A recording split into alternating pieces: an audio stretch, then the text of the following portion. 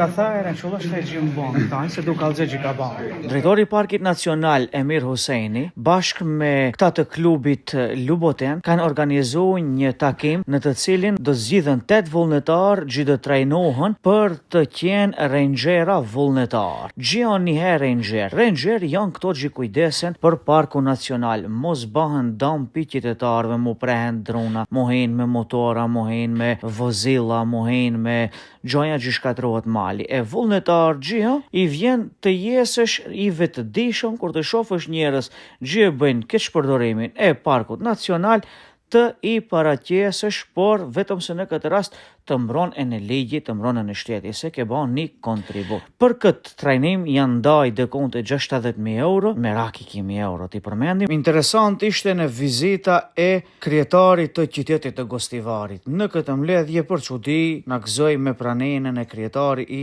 Gostivarit.